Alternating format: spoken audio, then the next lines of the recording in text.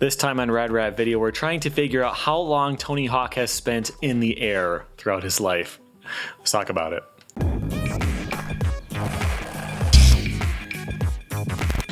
Welcome back to Rad Rat Video. Today we are answering your questions. They're all submitted through radratvideo.com. There's a form there on the homepage. They all go into a certain inbox, and I sort through them all and pick out the best ones. Today's first question is from Ramek, who says, "It always confuses me.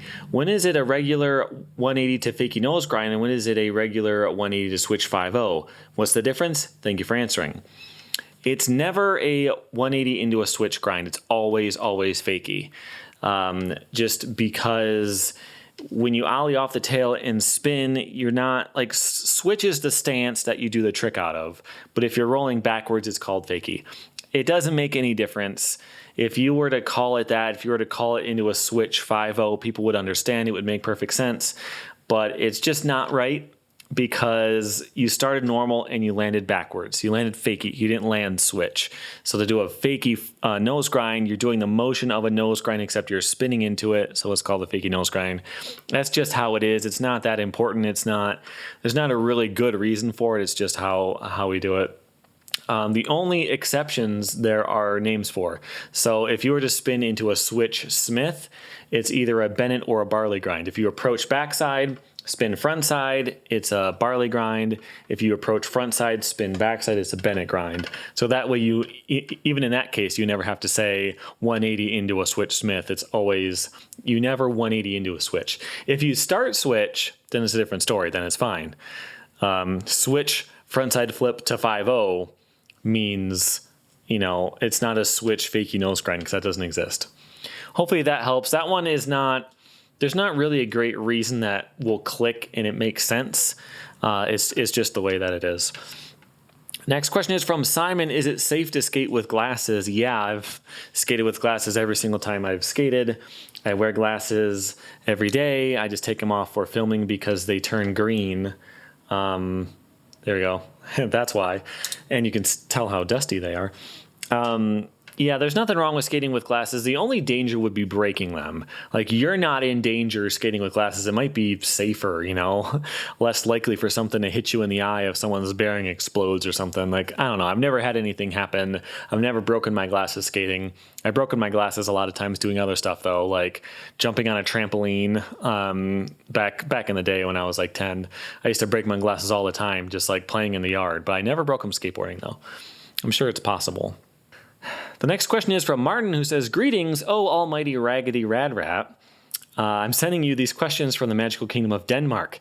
What is your take on Dylan Ryder? Do you think his modeling career and looks, in terms of fashion sense, made people overlook him as a professional skater? And what is your take on professional skaters branching out into different areas of business? Is it good for the skateboarding community in terms of creating awareness for the skateboarding world? Or does it hurt the pure skateboarding tradition?" Hope this question makes sense. I think that he was amazing. He did an impossible over a bench that had a back on it, this really tall bench, cleared an impossible over the whole thing. It was one of the best tricks I've ever seen. It was amazing. I'm going to play it if I can. If you don't see it, it's a copyright issue, but incredible. And that the whole part that he put out, all the stuff that he's done, he's amazing. The style that he put into his skating and the speed, and great skater. And the fact that he did things outside of skateboarding, I don't think matters. Being a model and being into fashion, who cares? Lots of people have done that.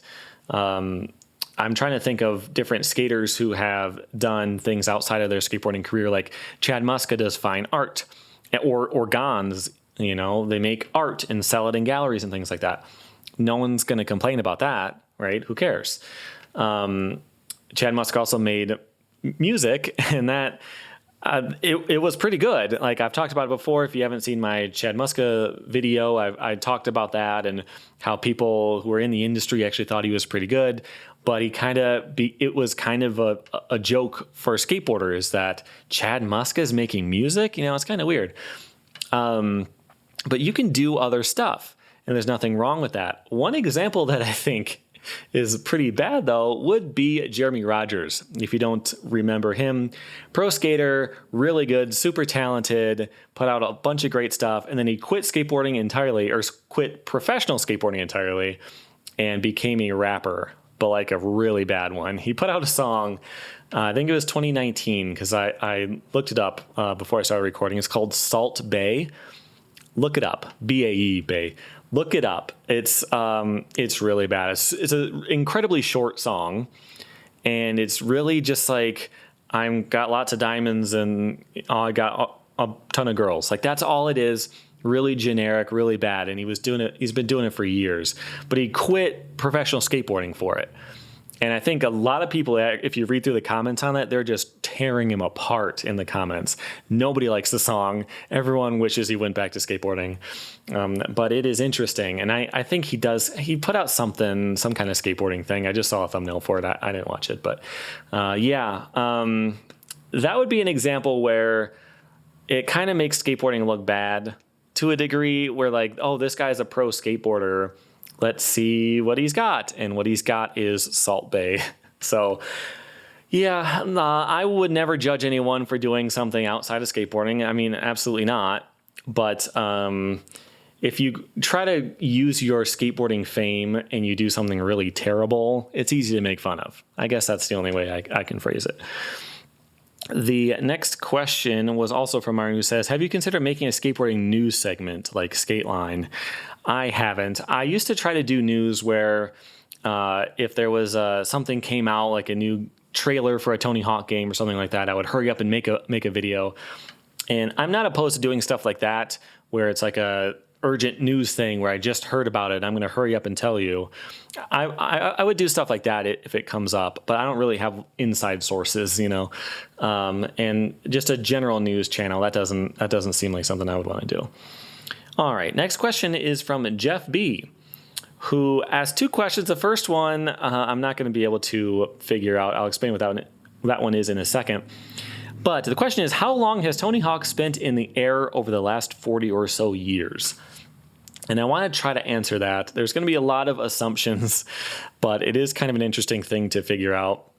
His first question was how many times Rodney Mullen's board has flipped or spun. I can't even imagine how I would calculate that.